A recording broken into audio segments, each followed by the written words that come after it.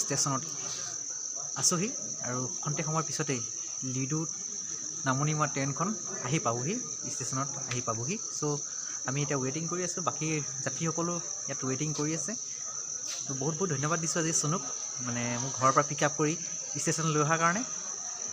চ' আজি এই যাত্ৰাটো মানে ইমান এটা ছাপোৰ্ট পালে ভাল লাগে মনবোৰ।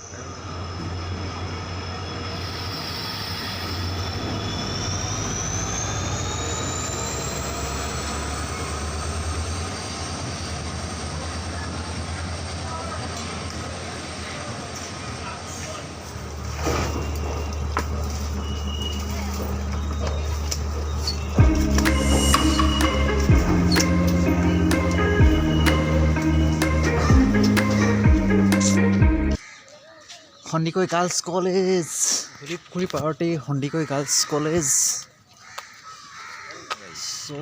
অসম ৰাজ্যিক সংগ্ৰহালয় তো হ'ব, এই ভৱনলৈ আহিছোঁ আৰু গুৱাহাটীস্থিত এই অসম সাহিত্য সভা ভৱনতে আমাৰ প্ৰগ্ৰেমটো আছে।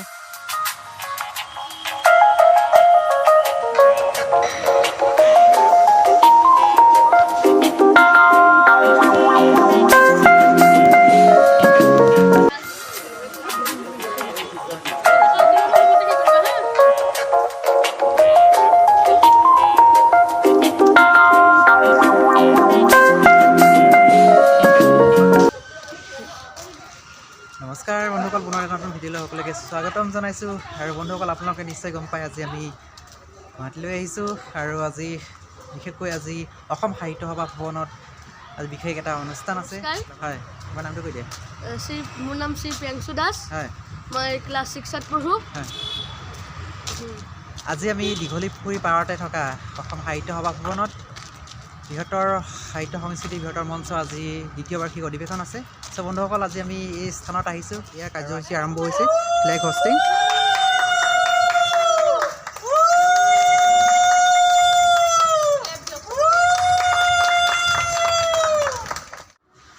সাহিত্য সংস্কৃতি বৃহত্তৰ মঞ্চ অসমৰ দ্বিতীয় বাৰ্ষিক এই অধিৱেশনৰ প্ৰথমটো কাৰ্যসূচী পতাকা উত্তোলন। নিয়ম অনুসৰি পতাকা উত্তোলন সভাপতিয়ে কৰে আৰু সেই নিয়ম মতেই মই পতাকা উত্তোলন কৰিলোঁ। আপোনালোক সকলোৱে জানে যে এই অধিৱেশনখন আমি যোৱা বছৰৰ পৰা কেইবাবাৰো তাৰমানে পাতিম বুলি আয়োজন কৰিছিলোঁ, কিন্তু গোটেই পৃথিৱীজুৰি দেখা দিয়া ক'ভিড মহামাৰীৰ বাবে আমি পিছুৱাই গ'লোঁ। এতিয়া যা হওক, যদিও ক'ভিড মহামাৰী পৃথিৱীৰ পৰা আঁতৰি যোৱা নাই বা আমাৰ মাজতো আছে, তথাপিতো আমি সাধাৰণভাৱে সকাহ পাইছোঁ আৰু সেই সকাহৰ সুযোগতে আজি আমি এই দ্বিতীয় অধিৱেশনখন অনুষ্ঠিত কৰিবলৈ লৈছোঁ। আশা কৰোঁ অনুষ্ঠানৰ প্ৰতিটো কাৰ্যসূচীতে আমাৰ সন্মানীয় সদস্যসকলে পূৰ্ণ সহায় সহযোগ কৰি অনুষ্ঠানখন সফল কৰিব তাকেই কামনা কৰি মই মোৰ চমু ভাষণ সমাপ্ত কৰিলোঁ। লগতে আজিৰ এই পতাকা উত্তোলন হোৱা বুলি ঘোষণা কৰিলোঁ।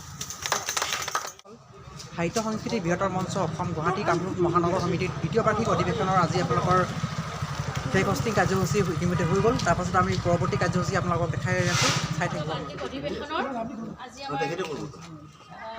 দ্বিতীয় আমাৰ পতাকা উত্তোলন ইতিমধ্যে হৈ গ'ল। সভাপতি সুবোধ চৌধুৰী ডাঙৰীদেৱে আমাৰ পতাকা উত্তোলন কৰিলে আৰু এতিয়া আমাৰ জাতি আৰু মাটিৰ হকে প্ৰাণ আহুতি দিয়া শ্বহীদ বীৰসকললৈ আমি একাজলি শ্ৰদ্ধাঞ্জলি আমি ইয়াতে আয়োজন কৰিছোঁ। আৰু এই শ্ৰদ্ধাঞ্জলি অনুষ্ঠানটো পোনপটীয়াকৈ কৰিব আমাৰ মঞ্চৰ উপসভাপতি শ্ৰীযুত মৃণাল কুমাৰ বৰাদেৱে। তেখেতক আমি বন্তি প্ৰজ্বলন কৰিবলৈ অনুৰোধ কৰিম। তাৰ আগতে আমি তেখেতক এখন ফুলাম গামোচাৰে সম্বৰ্ধনা কৰিম।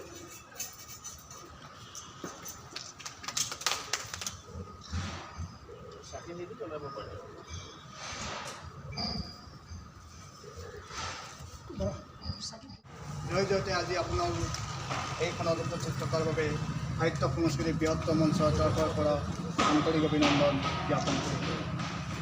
সাহিত্য সংস্কৃতিৰ বৃহত্তৰ মঞ্চৰ বিভিন্ন কাৰ্যসূচীৰ লগতে শ্বহীদ তপনীতি কাৰ্যসূচীও অন্তৰ্ভুক্ত কৰা হৈছে। আৰু এই কাৰ্যসূচীটো পালন কৰিবৰ বাবে আমাক দায়িত্বপন কৰাৰ বাবে আমি আন্তৰিক ধন্যবাদ জ্ঞাপন কৰিলোঁ। উল্লেখযোগ্য যে ৰাজ্য তথা দেশৰ বিভিন্ন ক্ষেত্ৰত বিভিন্ন মহান লোকসকলে দেশ আৰু জাতি হকে বিভিন্ন ক্ষেত্ৰত নিজৰ মহান আত্মা ত্যাগ কৰিবলগীয়া হৈছে। ভাৰতৰ স্বাধীনতা আন্দোলনতো ব্ৰিটিছৰ হাতৰ পৰা আমাৰ দেশ স্বাধীন কৰিবৰ কাৰণে বহুতো মহান তথা স্বাধীনতা সংগ্ৰামীয়ে নিজৰ জীৱন ত্যাগ কৰি শ্বহীদ হ'বলগীয়া হৈছিলে। অসমৰ ক্ষেত্ৰতো অসমৰ ভাষা আন্দোলন অসম আন্দোলনতো আমাৰ মহান পুৰুষসকলে মহান বীৰসকলে জীৱন ত্যাগ কৰিবলগীয়া হৈছে। মই বিশেষ কথা নকওঁ, উল্লেখ্য যে মাজে মাজে আমাৰ দেশৰ নিৰাপত্তা ক্ষেত্ৰত বহুতো বীৰ জোৱানে তথা বিষয়াসকলে তেওঁলোকৰ জীৱন উৎসৰ্গ কৰি আমাক নিৰাপত্তা দি আহিছে। আমিও সেইসকলকো আজি এই মহান এই পবিত্ৰখনত কৰিছোঁ যাতে তেওঁলোকৰ আত্মাই য'তে আছে ত'তে অতি শান্তিয়ে থাকে। গতিকে মই আজি এইখনত বীৰ শ্বহীদ তথা মহান ব্যক্তিসকলক কৰিবলৈ পাই অতিকে ধন্য হৈছোঁ আৰু মই আজি শ্বহীদ তপন হ'ম বুলি ঘোষণা কৰিলোঁ। ধন্যবাদ। মানে সকলোৱে শ্ৰদ্ধাঞ্জলি অৰ্পণ কৰিব পাৰিব, এইটো আমি ৰাজহুৱাকৈ শেষলৈকে চলি থাকিব। এতিয়া আমি ওপৰলৈ যাওঁ। বন্ধুসকল, আজি অসম সাহিত্য সভা ভৱনত অনুষ্ঠিত সাহিত্য সংস্কৃতিৰ বৃহত্তৰ মঞ্চ অসমৰ আজি কাৰ্যসূচীৰ দ্বিতীয় কাৰ্যসূচী বন্তি প্ৰজ্বলন আৰু এইখিনি চাৰণ অনুষ্ঠিত হৈ গৈছে আৰু আমি পৰৱৰ্তী কাৰ্যসূচী আপোনালোকক লগত লৈ আহিছোঁ। কণ্টিনিউ কৰি চাই মোৰ নাম বৰ্ণপ্ৰাণ, কিহত পঢ়ি আছা? ক্লাছ 4। আজি অনুষ্ঠানত আহিছা ন? ভাল লাগিছিল ন তোমাৰ? বন্ধুসকল, আমাৰ আজি এই বৃহৎ দ্বিতীয় বাৰ্ষিক অধিৱেশনত আমাৰ কণ ছাত্ৰ ছাত্ৰীসকলো আহিছে। চ' আজি এই প্ৰগ্ৰেমটোৰ ভিতৰত অনুষ্ঠিত হ'ব। আপোনালোকে সকলোৱে একাধিক্ৰমে চাই থাকিব আৰু আমি পৰৱৰ্তী কাৰ্যসূচী কণ্টিনিউ আপোনালোকক দেখাই থাকিম।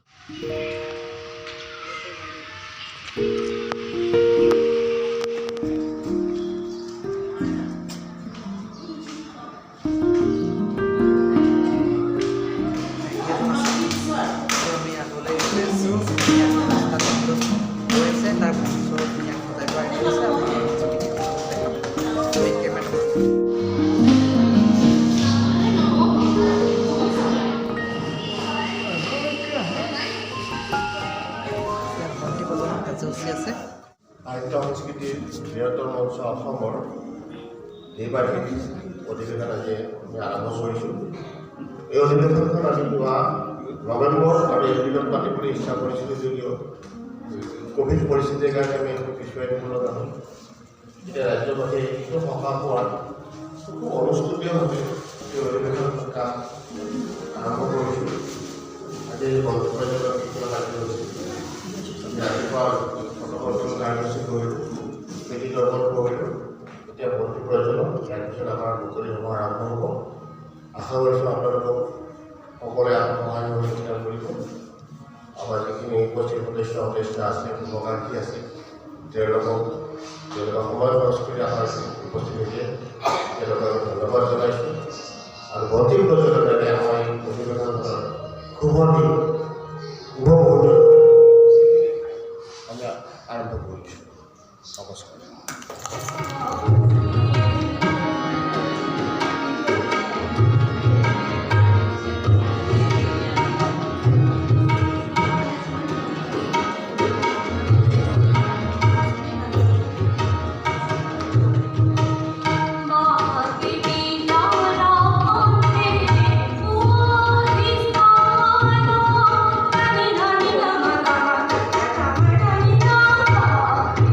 Bye.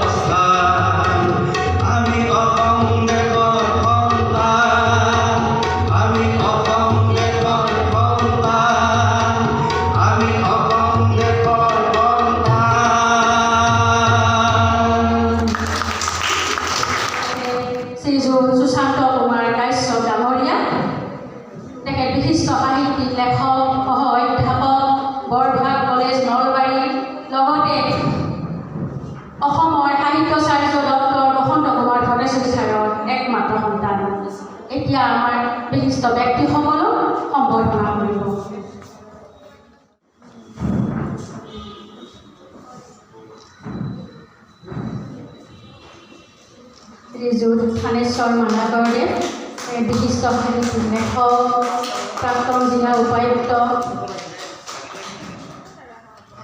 বেদব্ৰত মিশ্ৰ ছাৰ, দৈনিক অসমৰ সহ-সম্পাদক, দৈনিক অসমৰ শ্ৰীযুত সুশান্ত কুমাৰ কাশ্যপ ডাঙৰীয়া, তেখেতৰ এখন জনজাতীয় গামোচা, চেলেং চাদৰ আৰু জাপিনে আদৰণি জনাইছে।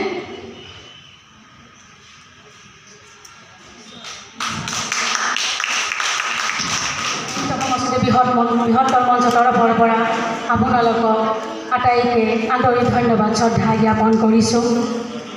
আজি আমাৰ সাহিত্য সংস্কৃতি বৃহত্তৰ মঞ্চ অসমৰ দ্বিতীয় বাৰ্ষিক অধিৱেশন।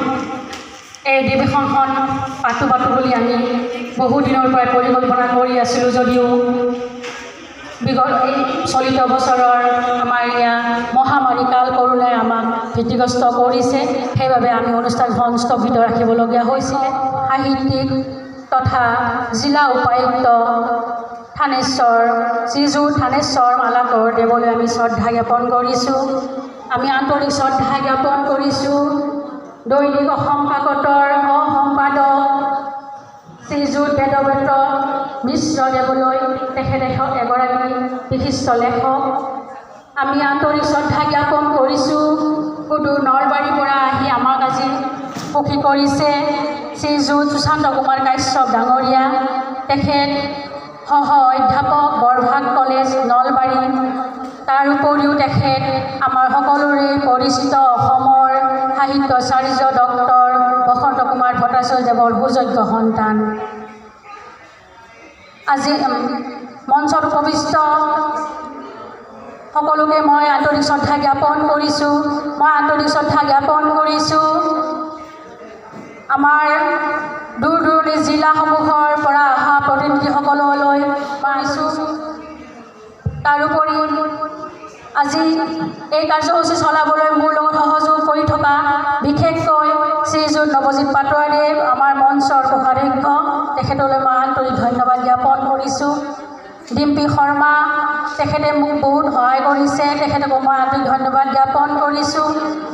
সকলোকে মই আন্তৰিক ধন্যবাদ জ্ঞাপন কৰিছোঁ। মোৰ লগত সহযোগ মোক মানসিকভাৱে শাৰীৰিকভাৱে সকলো ফালৰ পৰাই মোক দি থকা বাবে মই সকলোকে মই আন্তৰিক ধন্যবাদ জ্ঞাপন কৰিছোঁ।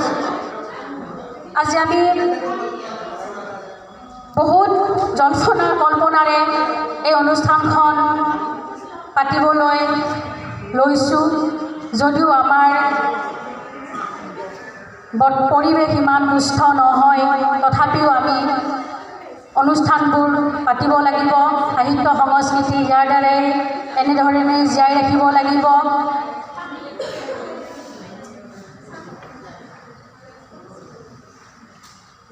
সাহিত্য সংস্কৃতিৰ বৃহত্তৰ মঞ্চ অসমৰ আমাৰ লক্ষ্য আৰু উদ্দেশ্য আছিলে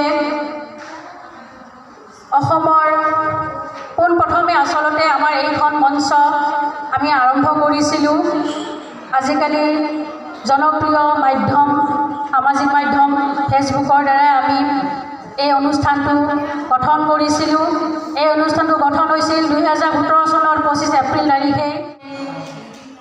মই এগৰাকী মহিলা হিচাপে আজি মই এই উদ্দেশ্য ব্যাখ্যাতেই কৈছোঁ, মই এগৰাকী মহিলা হিচাপে বহু প্ৰত্যাহ্বানৰ সন্মুখীন হৈছিলোঁ। মই যেতিয়া এইখন অনুষ্ঠান জন্ম দিছিলোঁ, এইখন মই বুলিয়ে কৈছোঁ, আমি যেতিয়া এইখন অনুষ্ঠানৰ আমি কাম আৰম্ভ কৰিছিলোঁ, সেই তেতিয়াৰ পৰাই কেইগৰাকীমান সদস্য আমাৰ মাজত আজিও আছে। তেওঁলোকে আজি মোক এখন গামোচাৰে সম্বৰ্ধনা কৰিছে সুদূৰ ধেমাজিৰ পৰা আহি। মই প্ৰত্যেক সময়ৰ কাৰণে আৱেগিক হৈ গৈছোঁ। মোৰ সকলো কামত তেওঁলোকে উৎসাহ প্ৰেৰণা আগবঢ়াই আহিছে। মই ভাবিছিলোঁ মই কেতিয়াবা হতাশ হৈ যাওঁ, এনেকৈ কাম কেনেকৈ কৰিম, যদি মানুহবোৰ এনেকৈ কথা কয় কাম কেনেকৈ কৰিম। হয়তো অনুষ্ঠান চলোৱাসকলে গম পায়, এখন ঘৰ সংসাৰ চলাই নিজৰ দায়িত্ব কৰ্ম দায়িত্ব, তাৰোপৰি এখন সাহিত্য সংগঠকৰ কাম কৰাৰ নিস্বাৰ্থভাৱে কাম কৰিছোঁ। তাতে আমি বহুত কথা শুনিব লগা হৈছে, কিন্তু মই এই প্ৰত্যাহ্বান হিচাপে লৈ আগবাঢ়ি গৈছোঁ। যিয়ে হওক সকলোকে মই ধন্যবাদ জনাইছোঁ। আমাৰ যিহেতু সময় ইতিমধ্যে বহুখিনি হৈয়ে গৈছে, ভিতৰত স্থাপন কৰে সাহিত্যই।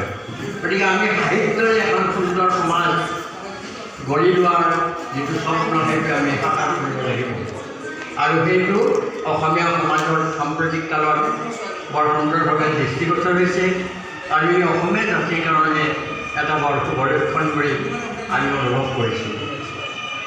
আৰু আজি যিটো আন্তৰিকতে আমাক ইয়াত বহুৱালে আমাক আদৰ সাদৰ কৰিলে, ইয়ে আমাৰ যিটো সাহিত্যৰ প্ৰতি যিটো স্পৃহা, আমাৰ নিজৰো সাহিত্যৰ প্ৰতি যিটো স্পৃহা, সেই স্পৃহাটো বঢ়াই তুলিছে।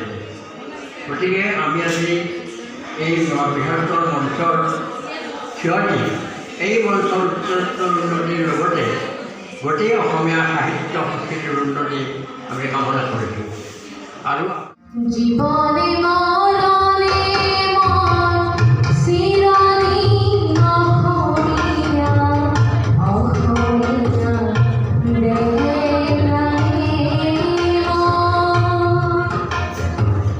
জীয়াই থাকোঁতে মন অসমৰে অসমীয়া মৰিলেও মৰিল